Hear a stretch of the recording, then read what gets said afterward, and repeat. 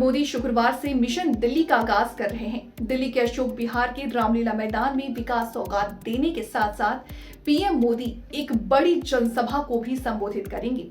इस दौरान झुग्गी में रहने वाले 1675 लोगों को फ्लैट की चाबी देंगे और साथ ही नौरोजी नगर में world trade centre, Sarojini Nagar में सरकारी कर्मचारियों के लिए टाइप 2 क्वार्टर, नजफगढ़ में वीर सावरकर कॉलेज सहित कई तोहफे देंगे। इस तरह दिल्ली विधानसभा चुनाव के लिए पीएम मोदी अपनी पहली रैली अशोक विहार से विकास की आधारशिला रखने के साथ साथ बीजेपी की जीत का आधार रखेंगे। पीएम मोदी दोपहर 12:15 बजे के करीब अशोक विहार स्थित स्वाभिमान अपार्टमेंट में स्लम पुनर्वास परियोजना के अंतर्गत बनी झुग्गी झोपड़ी जेजे समूहों के निवासियों के लिए नवनिर्मित फ्लैटों का दौरा करेंगे। इसके बाद करीब 12:45 पर प्रधानमंत्री दिल्ली में कई विकास परियोजनाओं का उद्घाटन और शिलान्यास करेंगे। ऐसे में सवाल ये उठता है कि पीएम मोदी की रैली के सियासी मायने क्या हैं और साथ ही दिल्ली में पीएम मोदी की आज जहां पर पहली रैली है उस क्षेत्र में विधानसभा सीट का क्या समीकरण है। पीएम मोदी की अपनी पहली रैली के जरिए दिल्ली में बीजेपी की जीत की मजबूत आधारशिला रखने की स्ट्रेटेजी है। झुग्गी के बदले मकान देने के प्रोजेक्ट का शुभारंभ करके सीधे पीएम मोदी की दिल्ली में आम आदमी पार्टी के मजबूत बन चुके झुग्गी वोट बैंक को साधने की रणनीति है।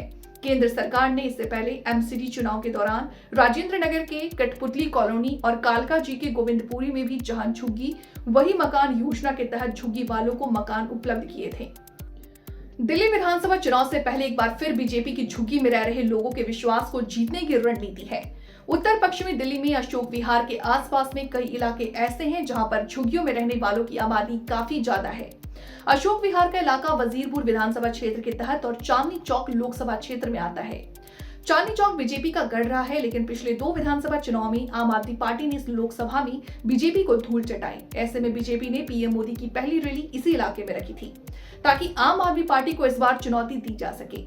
पीएम मोदी की पहली रैली अशोक विहार में रखी गई है जो वजीरपुर विधानसभा सीट के तहत आता है। दिल्ली का ये इलाका आजादी के बाद बसा है। वजीरपुर औद्योगिक क्षेत्र की स्थापना 60 के दशक में की गई थी।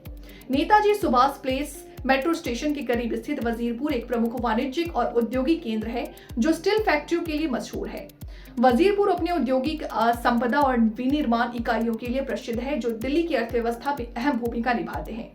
वजीरपुर में ऑटोमोटिव, इलेक्ट्रॉनिक्स, टेक्सटाइल और अन्य सहित कई तरह के उद्योग हैं। इसके चलते वजीरपुर विधानसभा क्षेत्र को कारोबारी सीट भी कहा जाता है। वजीरपुर विधानसभा क्षेत्र के तहत अशोक विहार, भारत नगर, केशवपुरम गांव आदि आते हैं। निमड़ी कॉलोनी वजीरपुर, बुनकर कॉलोनी वजीरपुर, औद्योगिक क्षेत्र वजीरपुर, केशवपुरम, आजादपुर, प्रेमबाड़ी, अशोक विहार, फेज 2 यहाँ के प्रमुख इलाके हैं। वजीरपुर विधानसभा क्षेत्र के तहत दिल्ली नगर निगम के 4 वार्ड आते हैं जिनमें निर्मी कॉलोनी, सावन पार्क, वजीरपुर, अशोक विहार शामिल है। वजीरपुर विधानसभा सीट पर पहली बार 1993 में चुनाव हुए, तब यहां कांग्रेस के दीपचंद बंधु विधायक चुने गए। इसके बाद वजीरपुर सीट पर 7 बार विधानसभा चुनाव हो चुके हैं और अब 8वीं बार होने जा रहा। इस सीट पर अभी तक का ट्रैक देखें तो 1993 और 1998 में कांग्रेस जीती थी। इसके बाद 2003 के विधानसभा चुनाव में बीजेपी के मांगीराम गर्ग विधायक चुने गए। 2008 में कांग्रेस के हरिशंकर गुप्ता विधायक बने, लेकिन 5 साल बाद फिर ये सीट कांग्रेस के हाथों से निकल गई और बीजेपी ने अपना कब्जा जमाया। 2013 के विधानसभा चुनाव में बीजेपी के महेंद्र नागपाल विधायक बने, लेकिन 2015 में आम आदमी पार्टी अपना कब्जा जमाने में कामयाब रही। इसके बाद 2020 में आम आदमी पार्टी के राजेश गुप्ता जीतकर दिल्ली की विधानसभा पहुंचे। वजीरपुर विधानसभा सीट पर अभी तक सबसे ज्यादा कब्जा कांग्रेस का रहा है। कांग्रेस ये सीट 3 बार जीतने में कामयाब रही है, तो बीजेपी और आम आदमी पार्टी 2 बार ही जीत सके हैं। आम आदमी पार्टी के राजेश गुप्ता को 61,208 वोट मिले थे। बीजेपी प्रत्याशी डॉक्टर महेंद्र नागपाल को 39,164 वोट मिले। कांग्रेस के प्रत्याशी हरिशंकर गुप्ता को 83,071। 2020 में वजीरपुर सीट का नतीजा आम आदमी पार्टी के राजेश गुप्ता को 57,331 वोट मिले। कांग्रेस के प्रत्याशी हरिकिशन जिंदल को 3501 वोट मिले थे। वजीरपुर विधानसभा सीट के लिए इस बार मुकाबला काफी रोचक होने जा रहा।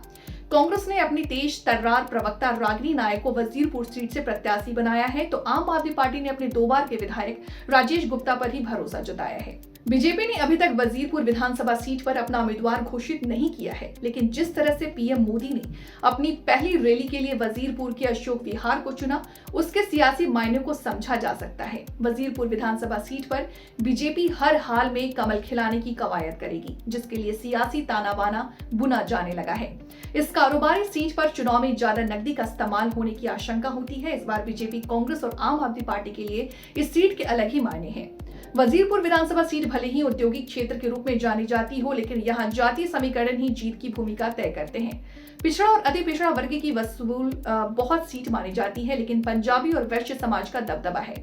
वजीरपुर सीट पर सबसे ज्यादा 25% के करीब दलित मतदाता हैं, तो वैश्य समाज के वोटर 12%, तो पंजाबी 17% के करीब है। जिस समाज 3% है, गुर्जर 4%, जाट 1%, ओबीसी 25%, मुस्लिम 5% और 8% वोट अन्य समुदाय का।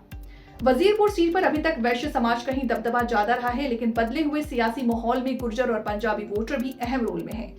बीजेपी गुर्जर समाज में अभी तक चुनाव लड़ाती रही है, लेकिन आम आदमी पार्टी अपना वैश्य दांव खेलकर जीत का परचम फहराती रही। इस बार आम आदमी पार्टी ने वैश्य समाज से आने वाले राजेश गुप्ता पर भरोसा जताया, जो 2 बार से विधायक हैं। कांग्रेस ने रागिनी नायक को टिकट देकर पंजाबी और गुर्जर दोनों ही वोटों को साधने में स्ट्रेटेजी बनाई। रागिनी खुद तो पंजाबी ब्राह्मण समाज से हैं, लेकिन उनके पति गुर्जर समाज से आते हैं। इसलिए वजीरपुर सीट का चुनाव इस बार काफी रोचक होने वाला है।